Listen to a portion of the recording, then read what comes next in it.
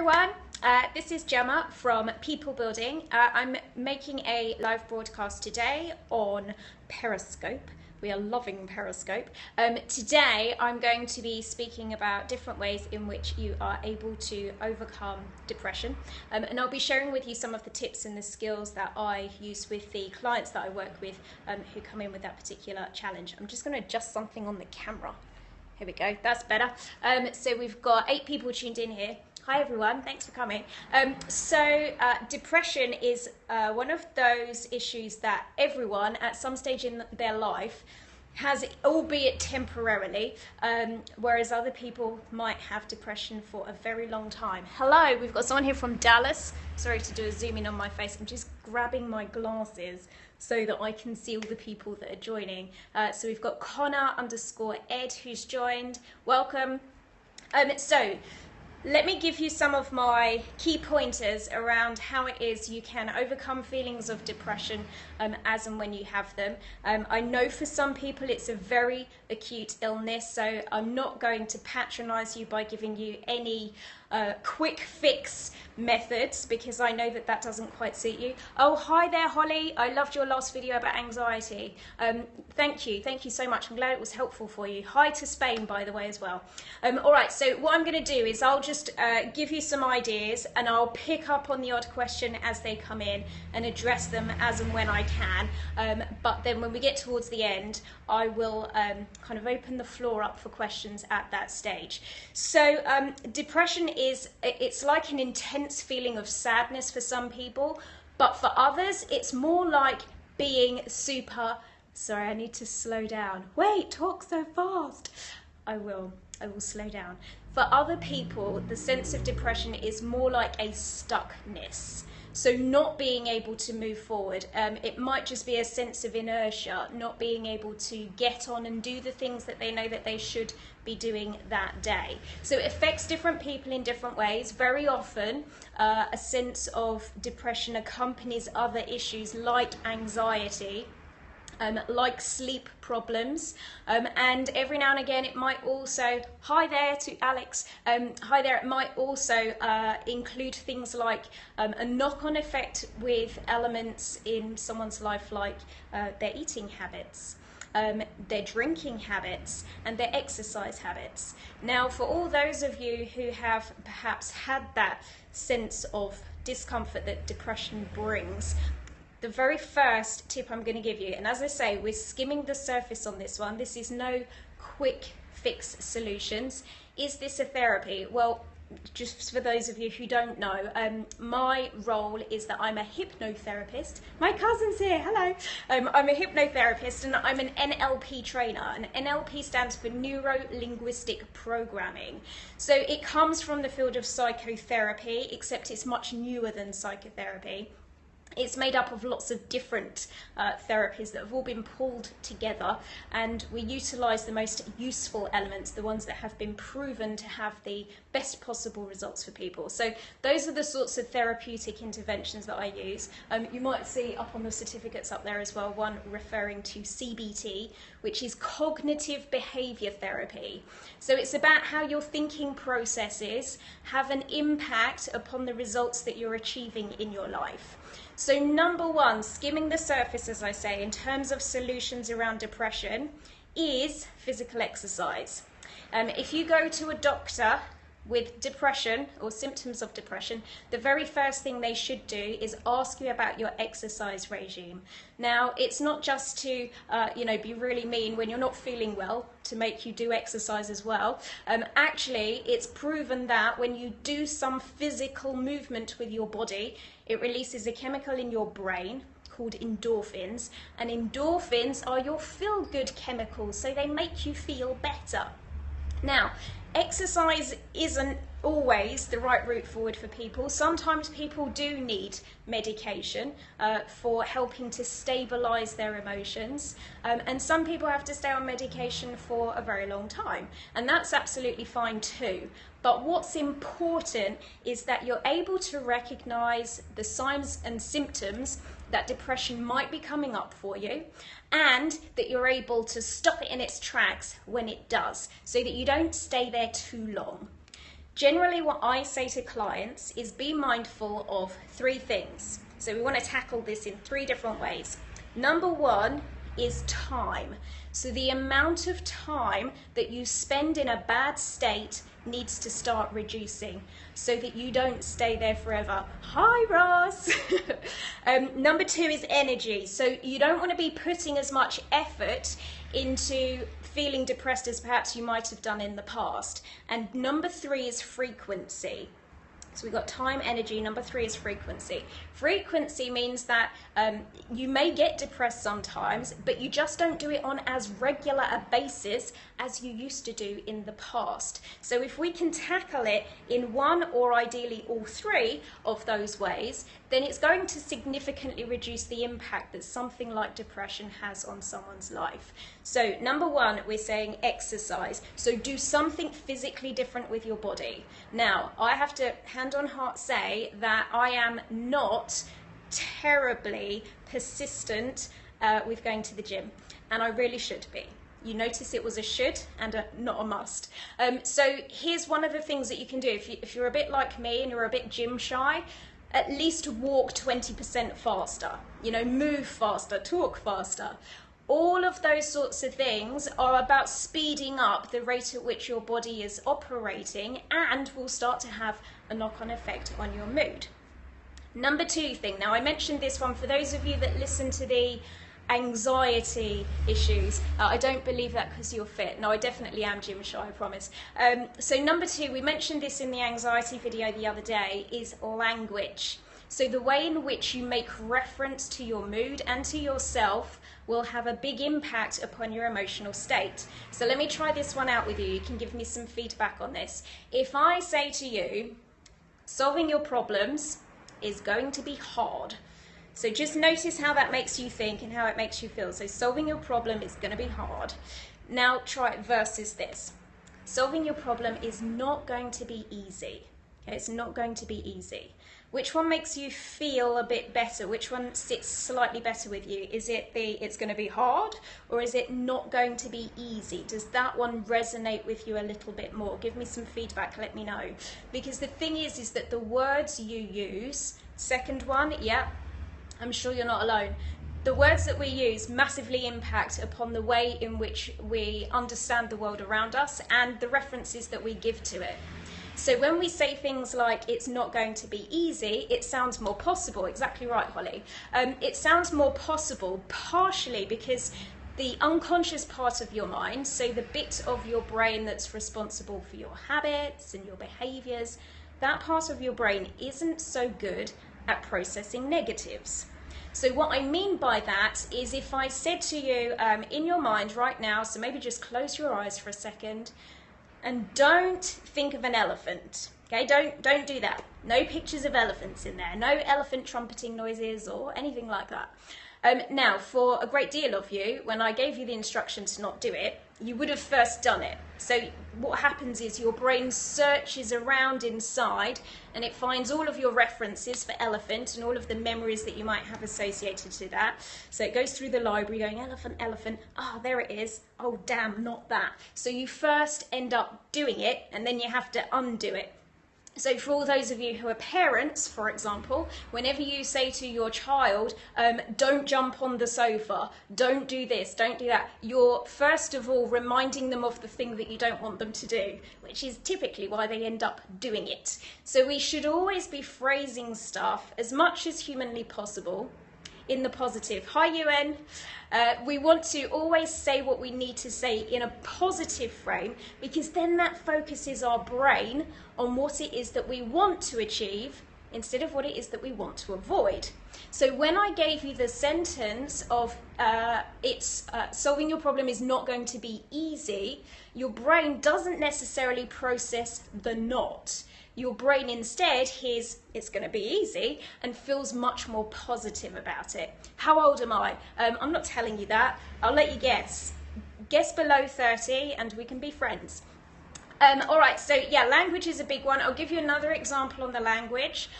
Would you rather have a problem or a challenge? Which one feels best for you, problem or challenge? Let me know.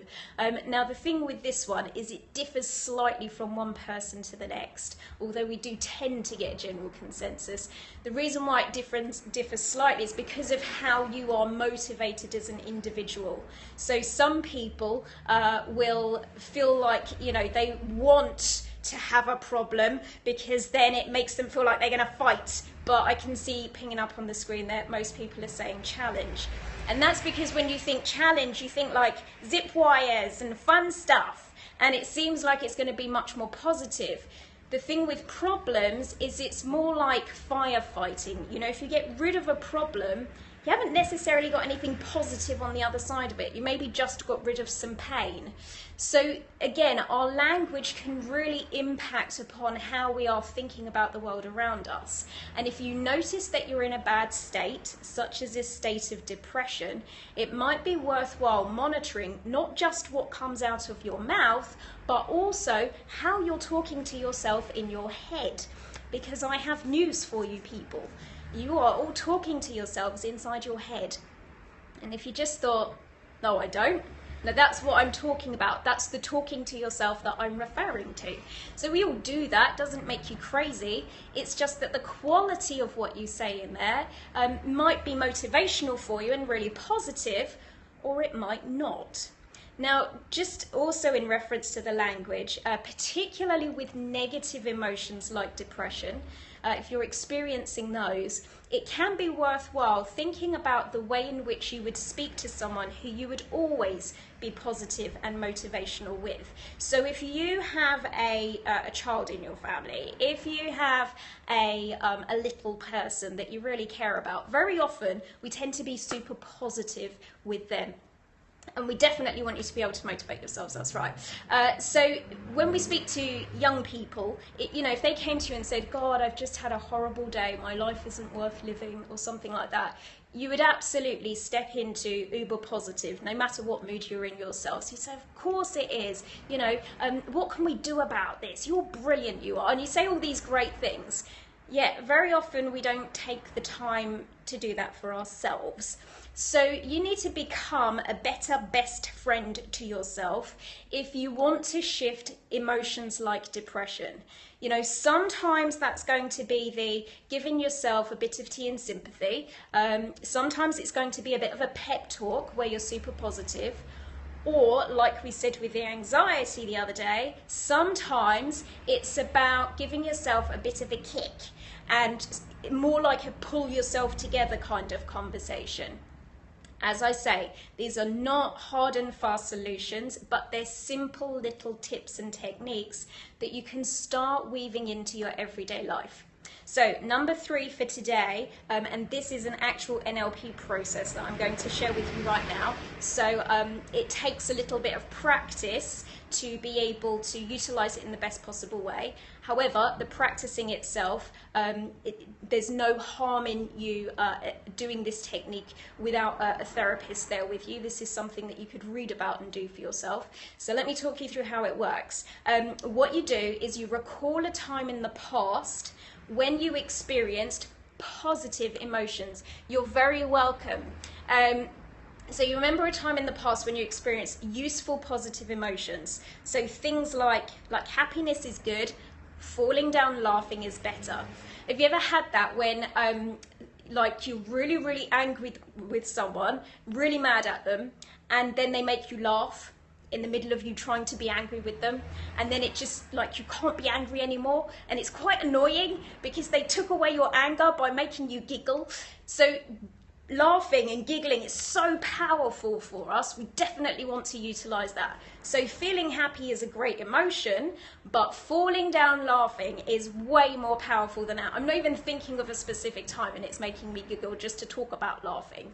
Another useful emotion might be something like confidence, or perhaps motivated. Now, ideally, we need to recall specific times when you are experiencing those particular emotions.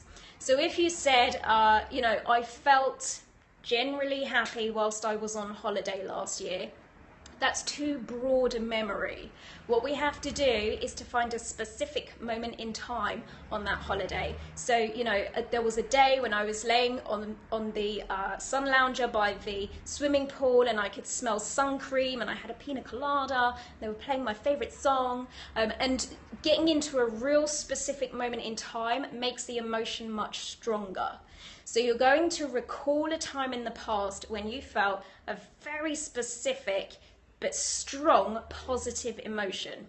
Now, as you recall the time in the past, you need to tune in to all of the specific sensory elements of it, because we are sensory beings. So you're going to remember what you saw, what you were hearing, if there were smells and tastes, and specifically what you were feeling.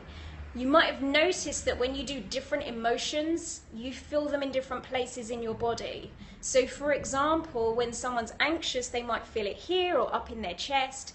When you're happy or giggly, it might be spinning around in your tummy. So tune into where you feel the emotion in your body and what it's doing. If it's moving, if it's steady, see what's happening in there. As you recall the memory and bring back the emotions associated to it, as it gets stronger and stronger, you need to do some kind of gesture that's going to link back to it later on. So very often we would do something like this, so squeezing your thumb and middle finger together. Providing you don't do that for any other reason, if you use it for something else already, don't use that. You could do a fist, although I always find that's a bit aggressive, maybe pushing into the palm of your hand. This is a good one. I use this one for when I'm doing public speaking. I always use that point in there because I can do it discreetly and people don't know that I'm firing off my good emotions. It just makes me smile randomly.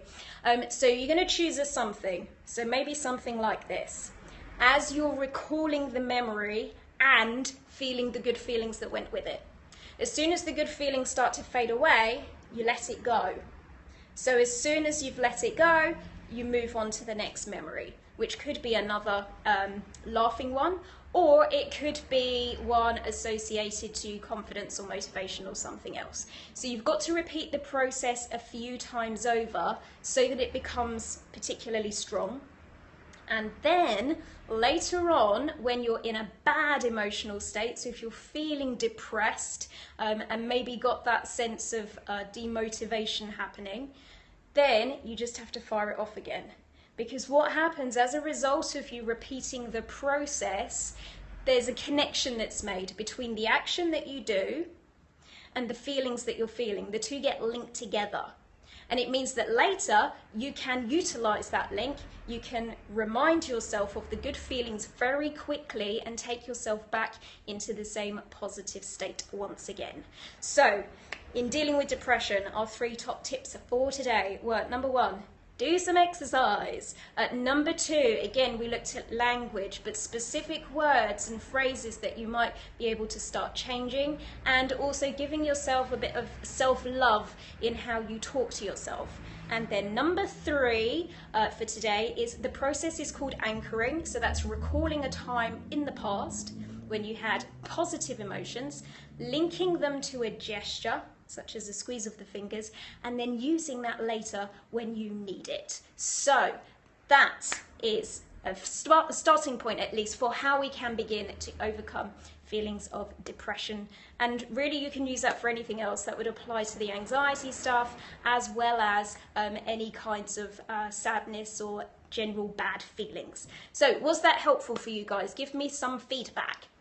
And just so you know as well, I am recording this one too, and I will upload this to the People Building YouTube channel, which is youtube.com/people building. I've got yes, yes, yes, yes, yes, and thanks, marvellous, glad to hear it.